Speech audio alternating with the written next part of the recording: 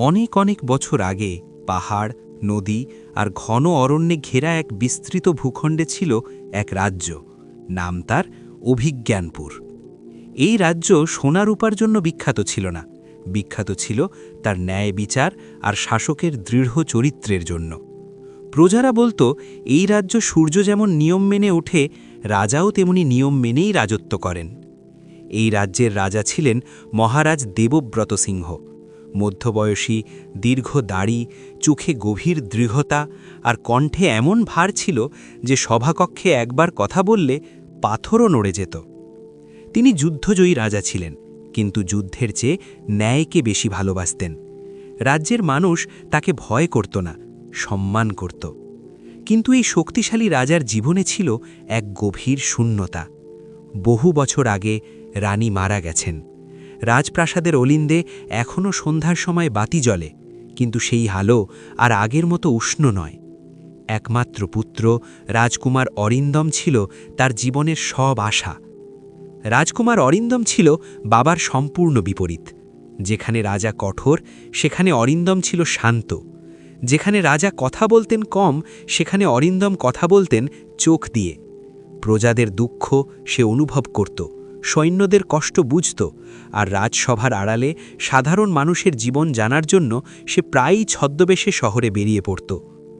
একদিন ভোরে রাজসভায় বসে থাকা অবস্থায় হঠাৎ দূত এসে জানালো, দক্ষিণ সীমান্তে অশান্তি শুরু হয়েছে।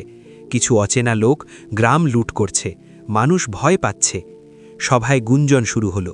কেউ বলল সৈন্য পাঠাতে, কেউ বলল কঠোর শাস্তির কথা। রাজা দেবব্রত তখন ধীরে ধীরে সিংহাসন থেকে উঠে দাঁড়ালেন। কণ্ঠে বজ্রের মতো গম্ভীর শব্দ, অভিজ্ঞানপুরে অন্যায় চলবে না, আমি নিজে দেখব। এই কথা শুনে সভা স্তব্ধ হয়ে গেল। কিন্তু ঠিক তখনই অরিন্দম এক কদম এগিয়ে এসে বলল, পিতা, আমাকে যেতে দিন। শুধু তরবারি দিয়ে নয়, সত্য দিয়ে সমস্যার মূল জানতে চাই। রাজা চোখের দিকে তাকালেন।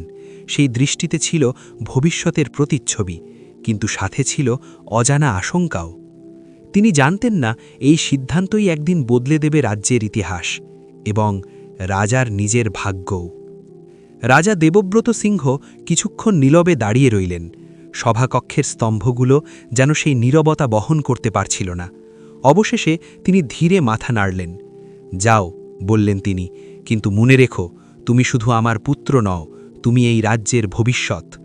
সেদিনই রাজকুমার অরিন্দম সাধারণ পোশাকে মাত্র 2 বিশ্বস্ত সৈন্যকে নিয়ে দক্ষিণ সীমান্তের পথে রওনা হল। রাজপ্রাসাদের সোনালি ফটক পেছনে ফেলে বেরিয়ে আসার সময় তার বুকের ভেতর অদ্ভুত এক টান অনুভব করল। এ যেন শুধু যাত্রা নয়, নিজের অজানা দিকের দিকে এগিয়ে যাওয়া। পথ যত এগোতে লাগল, দৃশ্য তত বদলাতে শুরু করল। সাজানো শহর পেরিয়ে এলো ধুলোমাখা গ্রাম। হাসিখুশি মুখের জায়গায় দেখা দিল ভয়ের ছাপ। কেউ কথা বলতে চায় না, কেউ চোখ নামিয়ে রাখে। অরিন্দম বুঝতে পারল, এখানে সমস্যার মূল শুধু লুট নয়, ভয়ের শিকড় অনেক গভীরে। এক সন্ধ্যায় তারা পৌঁছল এক ছোট নদীর ধারে অবস্থিত গ্রামে। গ্রামের প্রবেশ মুখে জ্বলছিল কেবল 2টি মশাল। সেখানেই প্রথমবার অরিন্দমের চোখে পড়ল এক যুবতী।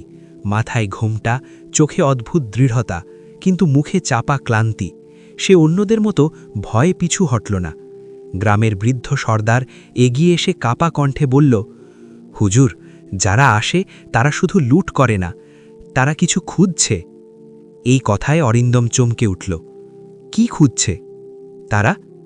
বৃদ্ধ চারপাশে তাকিয়ে ফিসফিস করে বলল, এক পুরনো সত্য যা বহু বছর আগে রাজাদের দ্বারাই চাপা পড়েছিল। সেই মুহূর্তে নদীর ধারে দাঁড়িয়ে থাকা সেই যুবতী ধীরে ঘোমটা সরাল। তার চোখে অগ্নিশিখার মতো আলো। সে এগিয়ে এসে বলল, আপনি যদি সত্য জানতে চান, তবে আগে জানতে হবে আপনি কে। অরিন্দম প্রথমবার নিজের পরিচয় নিয়ে দ্বিধায় পড়ল। রাজকুমার পরিচয় দিলে কি সত্য জানা যাবে, নাকি সেই পরিচয়ই হবে সবচেয়ে বড় বাধা? নদীর জলে চাঁদের প্রতিবিম্ব কেঁপে উঠছিল। বাতাস ভারী হয়ে উঠল। অরিন্দম বুঝতে পারল, এই যাত্রা এখন আর শুধু রাজ্যের জন্য নয়, নিজের অস্তিত্বের পরীক্ষাও। অরিন্দম কিছুক্ষণ নীরব থাকল, তারপর ধীরে বলল, আমি একজন পথিক, সত্য জানতে এসেছি, ক্ষমতা দেখাতে নয়।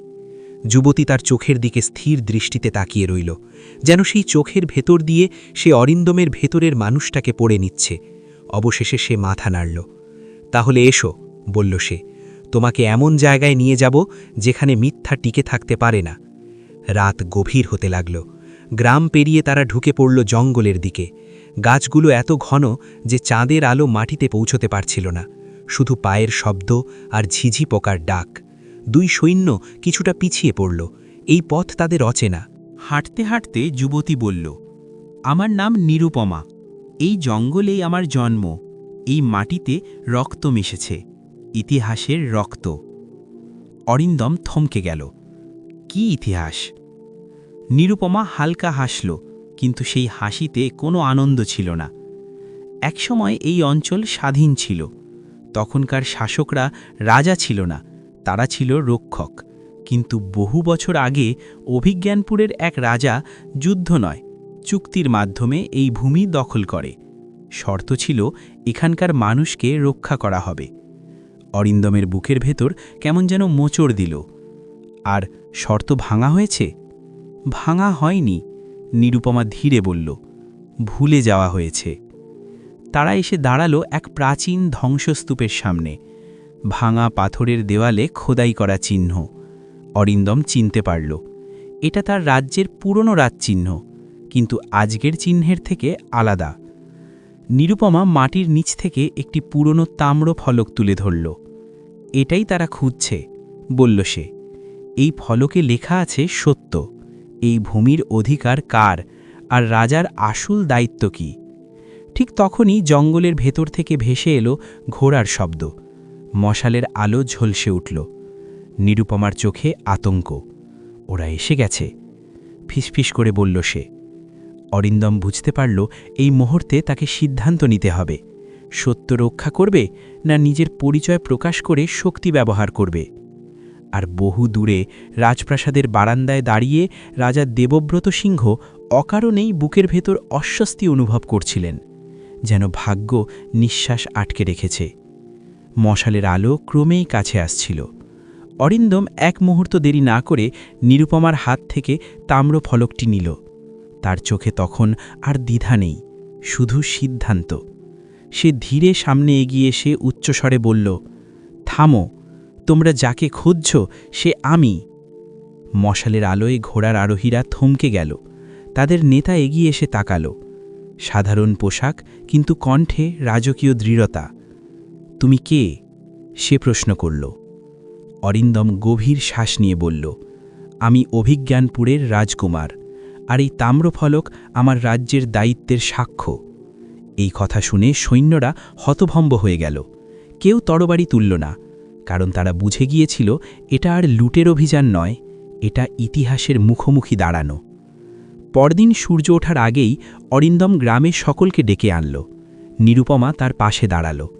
গ্রামের মানুষ প্রথমবার কোনো রাজপুরুষকে তাদের চোখের সমান উচ্চতায় দাঁড়াতে দেখল।